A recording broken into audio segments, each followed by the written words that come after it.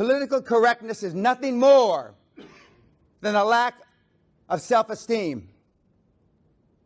Because you want people to like you. There's probably not a man, woman, or child in this audience that if he had his druthers, you would rather be liked than disliked.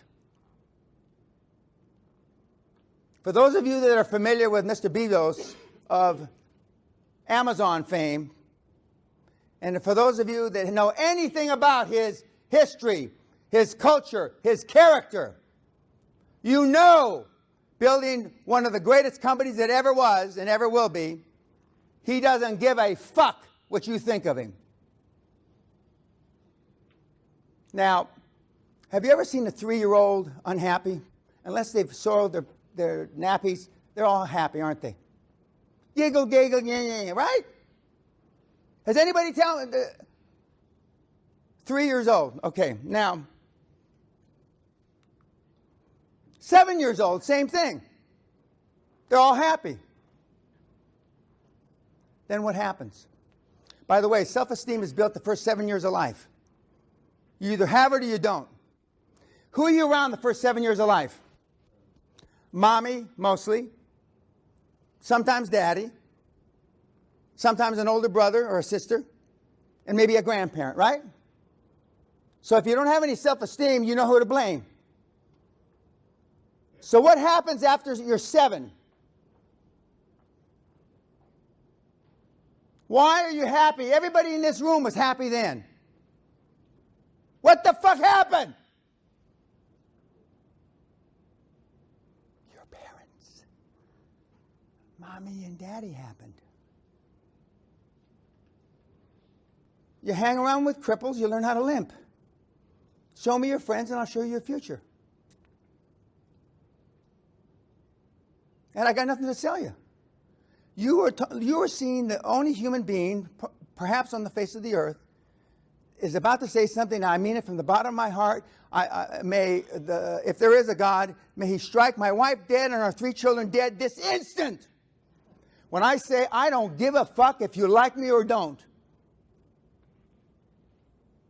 I got nothing to sell you. If you don't like it, eat it. But I'm going to say my piece. I'll be 72 in a few weeks. Do I sound 72? No. Do I act 72? No. Some of you might think I dress 72, but that's a whole other subject. I turned 16 on the 10th of August, and the first month, August of 61, I earned $241. Now, if you do the maths, now I don't know why you call it maths here, but if you do the maths, 240, and I got paid $1.05 an hour. Skip the nickel. $1 an hour, and I was part of a union, Teamsters union. So I got $1 an hour for 240 hours. So I roughly worked 240 hours in 20 days. If you had a headache, wanted to go home, I'll take your shift. If you had wanted to go see your mom, I took your shift. If you wanted a day off to be with your girlfriend, I took your shift. I couldn't work enough hours. But 20 days, 240 hours. Now you can't find anybody to take a second shift. And the work ethic is all wrong. When my father retired after 28 years as a Los Angeles policeman, 28 years, he had 700 days leave not paid for. So he didn't take leave for 700 days over 28 years. Well, if you do the maths again, he barely took any days off in 28 years. And they gave you a check in those days. A check in those days. And so he got a pretty hefty check. Now, a few years ago, my wife and I were in Australia. We listened to a couple explain to their children how they were going to map their entire careers. The kids were 13 and 15 respectively. How they were going to map their careers, how to get the best job with the best statutory leave. What the fuck? That's how why? I was bloody on my shin. Sally kept kicking me. Don't say anything. Don't say anything. Boom, boom. Don't say anything. I wanted to go and choke that mother. I wanted to choke her eyes out of her fucking head. And then I wanted to beat the old man until he was like a goddamn watermelon. Those kids have no chance. None. And there was another young couple there that was mapping their life already based on statutory leave. And they were Americans. It made me even more sick. How can the kids have a chance? Going from job to job just so they can accumulate more statutory fucking leave. People ask me why I still work 50, 60 hours a week and I'm supposed to be retired. I saw my dad never take a day off. And then you'll say, well, that's why you're so fucked up, Dan, because your dad never took a day off. He never took you to the ball game. He never took me to the ball game. I can guarantee that. Kids sue parents now to get divorced. That's so far beyond my comprehension. I wouldn't even look cross-eyed at my dad. My dad invented tough love in the 50s. But again, he'd say, my son's not successful because of me. My son's successful in spite of me. And now discipline is not considered politically correct. In the early 90s in my seminar, I hit the participants. Hit them. Oh, I could cave your head in like a fucking watermelon. I mean, hit them. I had people come up to me. Dan, I want to leave this seminar remembering you. Please break my jaw. Heathrow Airport, 1999. Boy, I broke more than his fucking jaw. Then you were embarrassed to go to the police to say you got your ass whipped. What the fuck happened?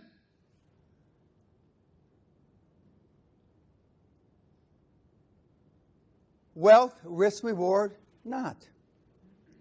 We have now almost 2 generations, or in my judgment, at least a generation and a half, has grown up not understanding.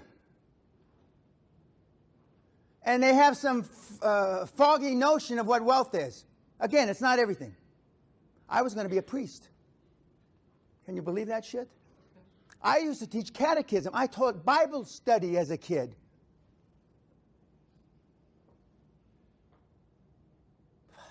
What was I thinking? Anyway, I don't know what I was thinking, but I wanted to be a priest. But in my age, in the early 50s, a Catholic altar boy, and I never saw any abuse other than getting beat. I saw that. But the sexual abuse that the Catholic Church has now become famous for, I never saw any of that. But getting a fucking beating, I saw that because I was the recipient of that. And whenever the nuns used to beat me, my dad would beat me when he got home or when he got back to town. Because if the nuns have to beat you, son, you're not taking advantage of the Catholic education. So I'm going to beat you again. Just imagine today, my dad would be he'd be in prison for life. I've had kids come to me, women, and I slag women off enough, but this is a special slag. Talk to their mothers 15 times a day on the phone. 15 fucking times a day. And mom's not sick. Nothing wrong with her. The daughter's sick. Big time. How can you possibly do anything positive 15 times on the phone with your mom? And I only have 3 regrets. Speaking of mom. 1, I'm a combat-trained military officer who's never seen combat. 2, the night before my mother died, I yelled at her, God damn it, you're not fucking sick, you're not fucking sick, you're going to be well by tomorrow. She's dead in the night. And 3, I didn't set my goals high enough. Those are my regrets. And if I didn't set my goals high enough, the men in the audience, their eggs should be sucked up into their stomach cavity. I'm in the regret minimization business. I'm trying to limit your regrets, you old git, from 20, 30 years from now.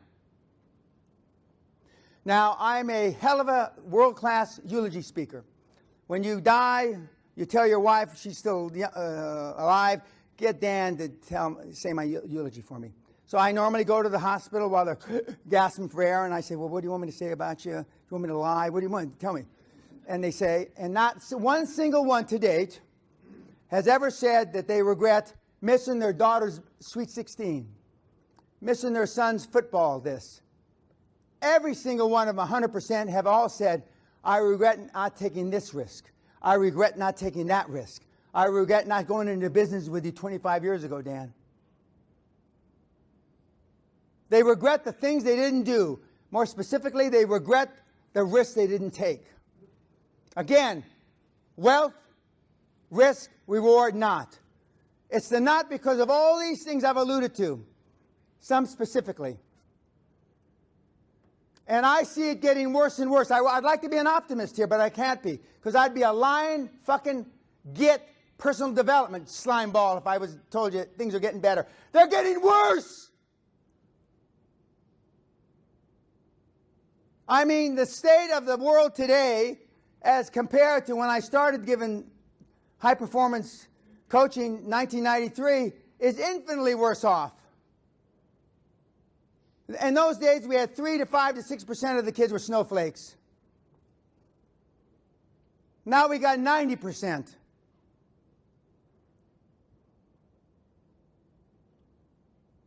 It never ceases to amaze me that I'm the only person, apparently, that has figured out why do we go from success to development. And I am bright. Now, I'm not here to tell you I'm not bright. That'd be disingenuous. That'd be a lie. I'm super bright. And I have a high IQ. Compared to this audience, I probably only got this audience by about 50, 60 points.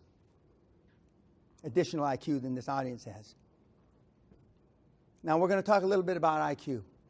Let's just, for this example, say that we all got 100 IQ. For some of you, I'm taken away. For some of you, I'm given. Okay? Can anybody have 10 or 15 or 20 times our IQ at 100? No. Well, then why do people every day achieve 10 or 20 or 50,000 times more than we?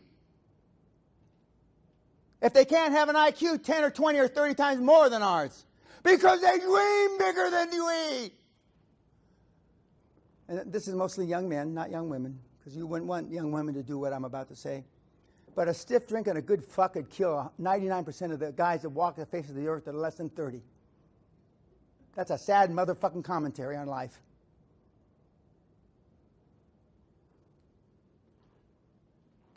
You want a man sleeping next to you, or you want a... I rest my case on that. Although it's one of my favorite topics. I'll rest my case on that. Now, I'm not going to ask you how many books you've read, because I don't want to embarrass you. But I know people that have read more than the 700 books at 19, 20. I have not read, I should be ashamed of this, but I'm not. I have not read 700 books in my entire life. And when I say I don't read, I've read the classics. I've read Shakespeare. I've read the goddamn Bible. But I sure should haven't read the books that you guys read.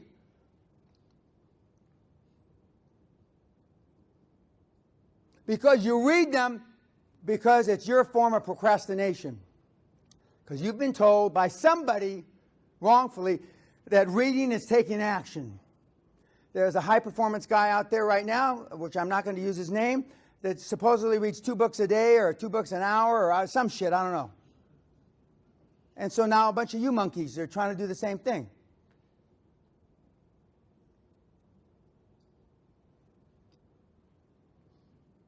One of my most successful mentees has only read 1 book in his life.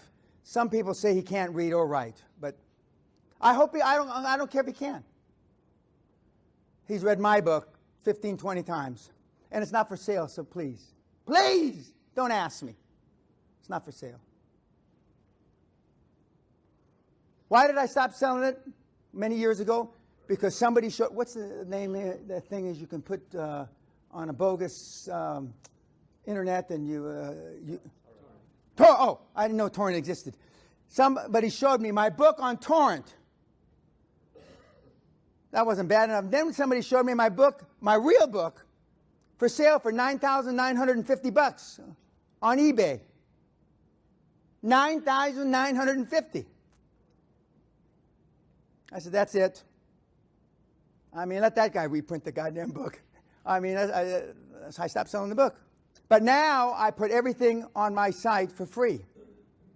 Last several years. Why do I put it on for free? To take the last fucking excuse from you, you weenie, why you can't do it.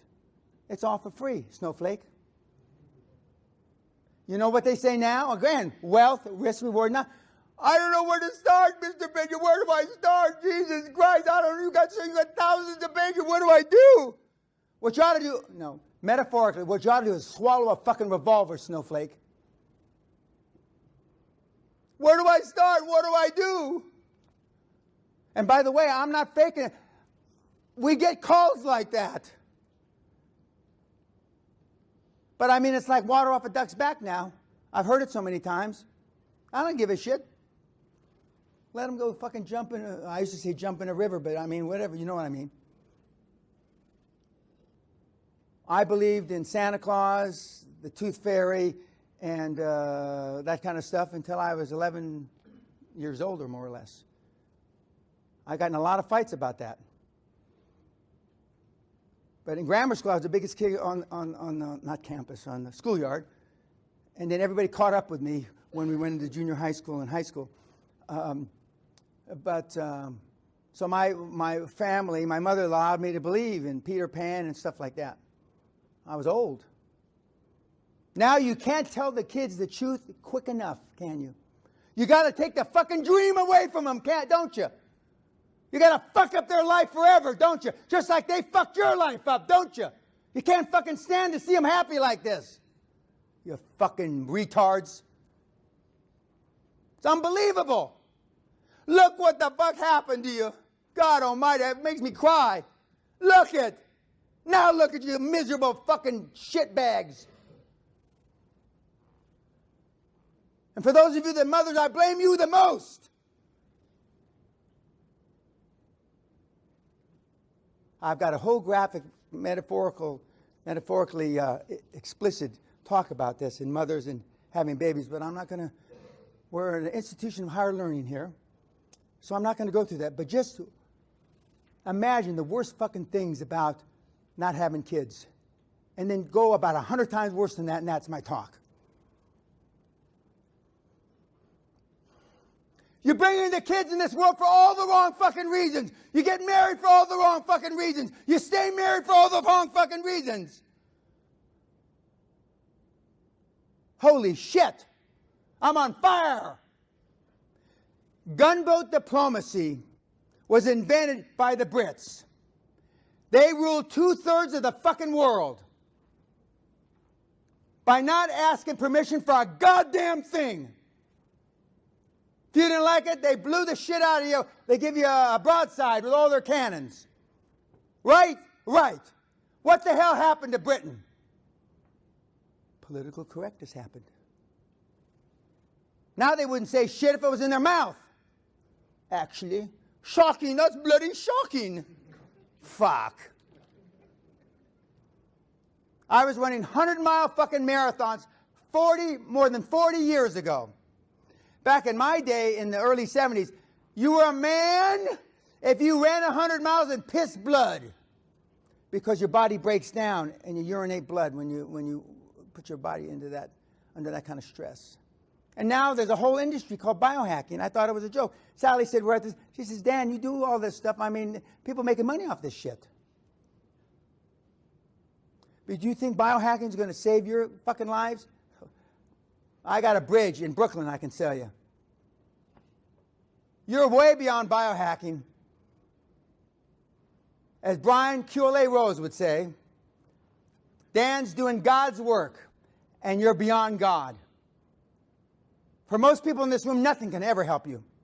You're beyond it. You're past it. You've given up on life. And what's even more sad and pathetic, as my Irish partners would say, you've given up on your kids. For those of you that have kids that are roughly this age, you know what they look like. And for you people that have kids that are many years older than that, you knew what. Look back at your picture albums when they were happy, before you fucked them up. But I have a sore back from arthritis. My wife says I have a sore back because of hauling you assholes across the goal line like Forrest Gump in the movie, you know. But I never get tired of dragging you across the goal line because I know what you're capable of. The biggest misfit in this room, I know what you're capable of. I've had kids with 80 IQs to 180 IQs create billions. And the 80 IQ did better than the 180 IQ.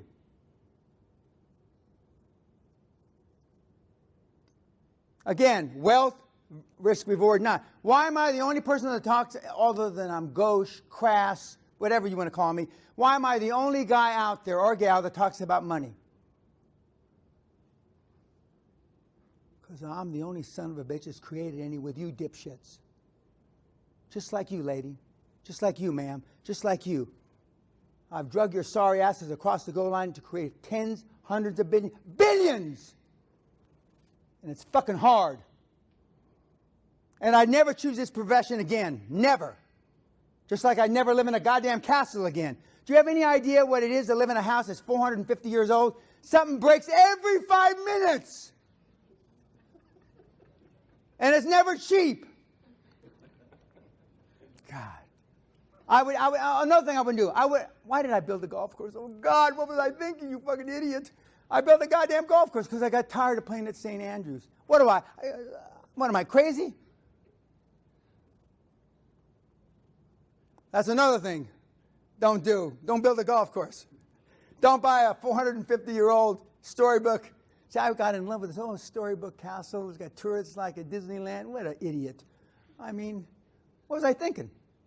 87%, Gallup poll came up with a deal in 2015, worldwide, 87% of the people on the planet don't like what they do, don't like who they are.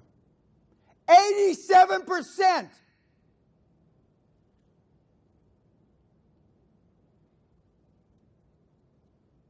Why do you do what you do? Remember, we're talking about wealth versus risk, reward, not. Because, well, same reason you stay with the old lady. That's what they used to call women in the old days. They don't do that anymore. I don't know. I've had people, I'd kick the bitch to the curb if I thought I could do better. Jesus Christ, what kind of shit is that? I'd kick the bitch to the curb if I thought I could do better. And I've heard the same from ladies, but they say it nicer. They say it much nicer. Oh, I could live without him. That's the same thing as kicking the bitch to the curb. But women talk nicer. But I'm most successful, the women can multitask and men can't. Like, if men had babies, we'd only have a population of about 3 million people on the planet.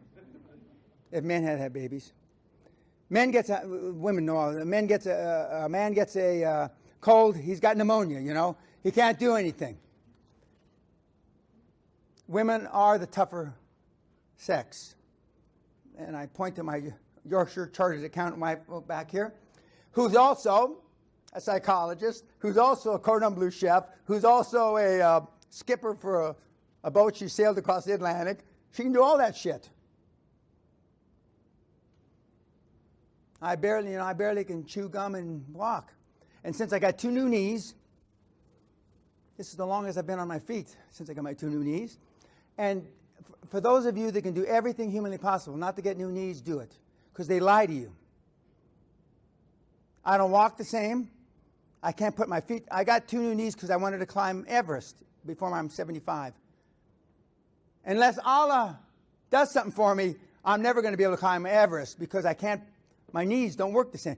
Because real knees go this way and this way. Artificial knees only go this way. I'm 3/8 of an inch taller though, with new knees, which I'm already tall. I didn't need that.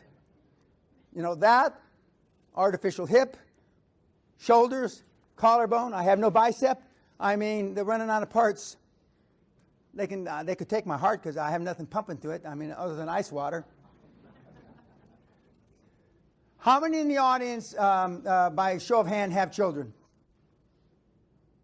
Poor bastards. God, I mean, Jesus Christ. Well, anyway, we'll just skip that next section then. I'm also, if you're, they don't call it, what do they call it? They don't call it disabled, disadvantaged. Now when you're fat, you're not fat, you're weight disadvantaged. What the fuck? You're not short now you're height disadvantaged. What the? Who came up with all this shit? When we were saying, hey, Lord ass, come here. You're not supposed to say that. Oh. Hey, Four Eyes, come out. You're not supposed to say, what the hell can you say? But we're so sensitive now, and I have my glasses in my pocket because I wear glasses. We're so sensitive now that we can't talk that way. Doesn't mean that they don't have a lard ass, does it? Doesn't mean that they don't wear glasses, does it? So I look at it where I came from, we're being disingenuous. It's like calling you handsome. You know, what the fuck? What a goddamn lie is that? And I don't care if you live or die tonight. Just don't do it on my estate. You know? It's wrong. There's a flaw. The system is fucked up. The socioeconomic milieu of the financial educational system has been boosted for many, many, many, many years.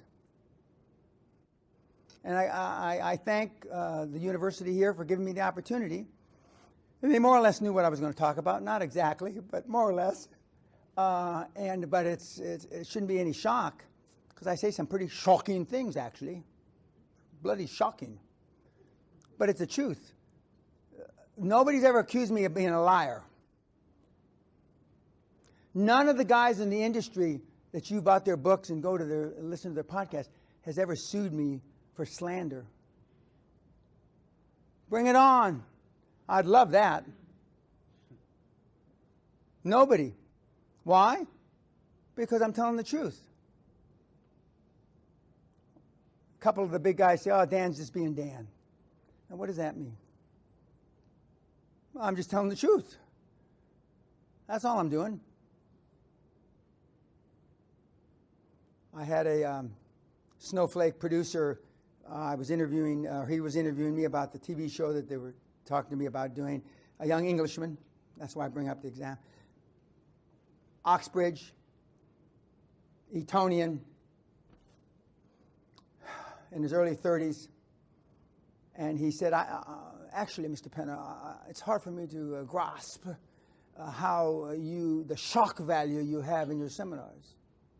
I said, really? Really? And he says, how do we evoke this kind of response out of these kids? And I said, well, with the greatest respect, they're your age. Well, how do you? And then so I looked around the room, and the other everybody's got an assistant executive, there's 7 or 8 people in the room. And then I jumped up from my chair, and I grabbed him by his collar and started screaming at him, spitting on his face. He started crying. I said, just like that, snowflake. They decided not to do my show, actually, but but when I was growing up, that wasn't that kind of stuff was not that out of the ballpark. When you didn't like somebody, you punched him in the face. My cousin went to jail for stabbing a guy 17 times because he said something about his girlfriend had a big ass. She did. But you know, be that as by the grace of God, the guy didn't die. And Ron Jr., his son will be watching this. I'm using this as a positive example, and it turned his life around. But now, if I hope is a stretch, they could spit on your wife, and you wouldn't do a goddamn thing. They could say your wife's a filthy slut whore, and you don't do a goddamn thing. What the fuck happened? And your wife will pull you by the arm. Oh, honey, we don't want any trouble. Get away, bitch, and now fucking hit him with a brick. And you're hoping that she pulls you a little harder so you don't have to show like you had a pair. What the fuck happened? Is every man in fucking Britain a mealy mouthed weenie? Almost all. There's a few of us. Disgraceful, actually. Shocking. Oh, shocking. Are we going to do anything about it? No.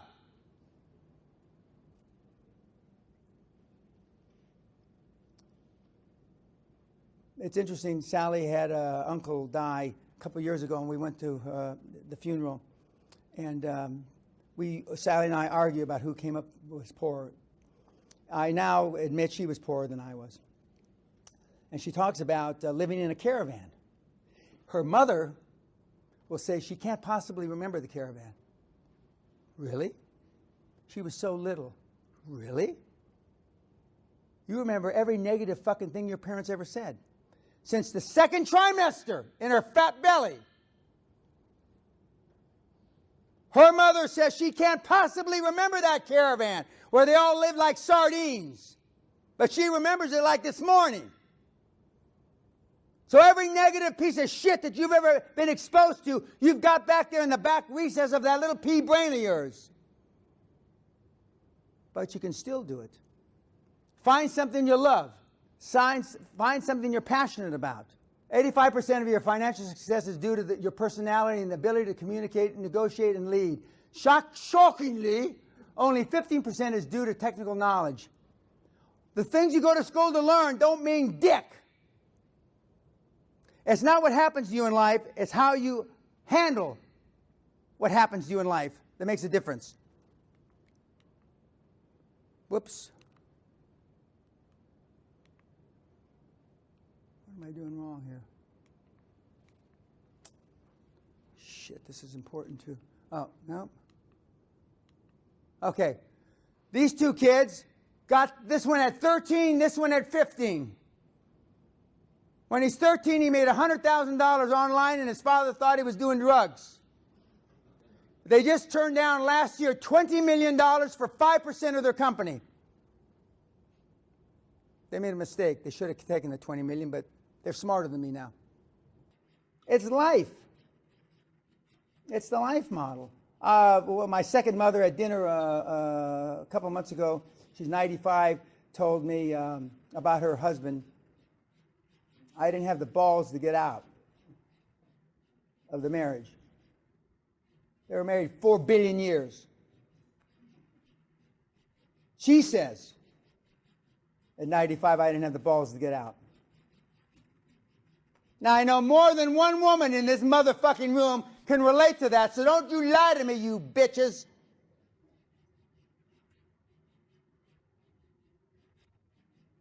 Now, isn't that a hell of a fucking time? At 95.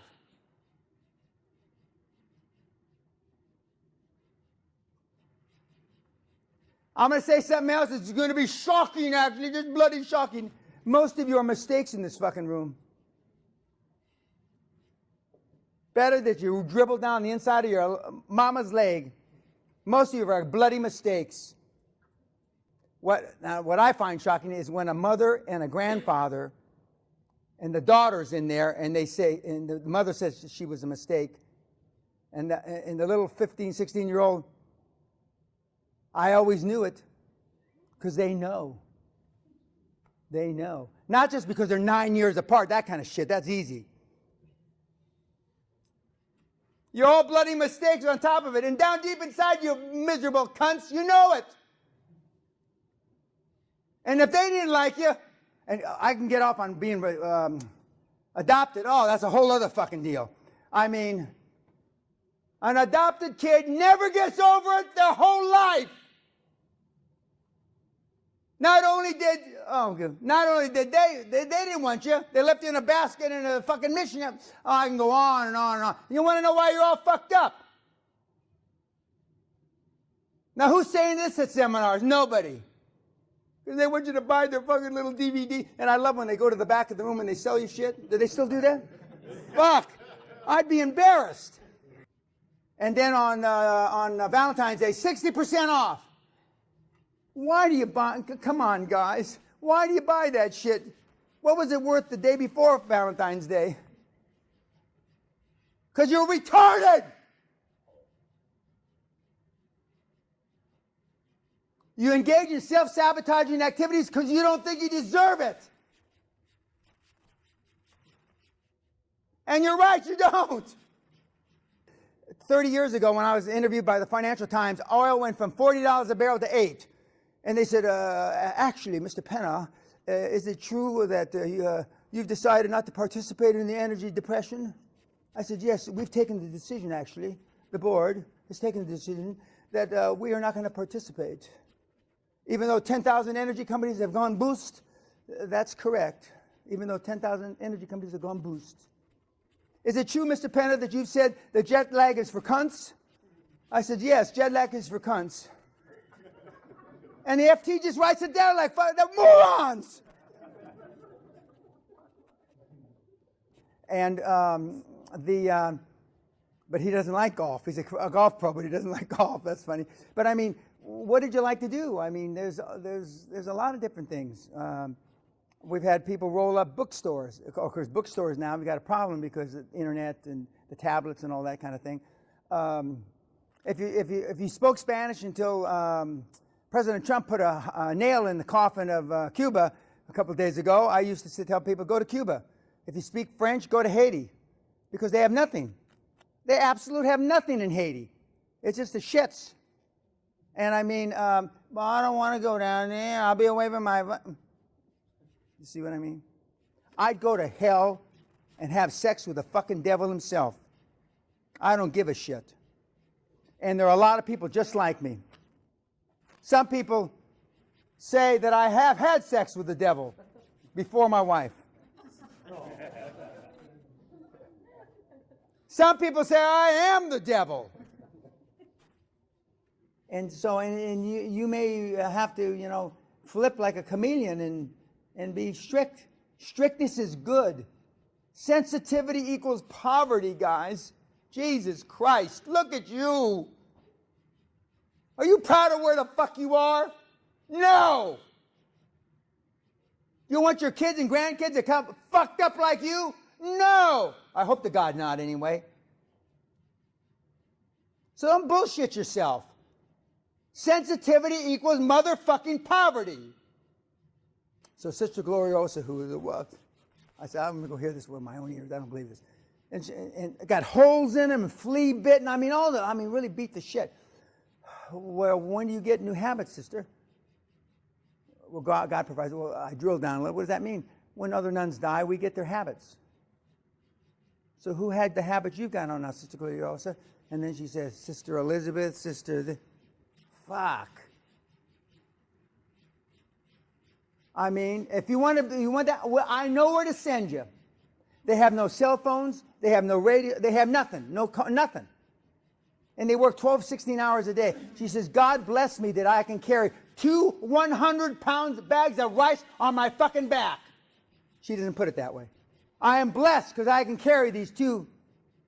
You couldn't carry 2 100-pound bags of rice on your back. If you want, I know where to send you. Sensitivity equals poverty. I want you to toughen up. I want you to man up. Act like you had a pair. You too, ladies. Okay, 2 more questions, then we're going to go have drinks. Okay? Okay. Oh, now everybody raises their fucking hand.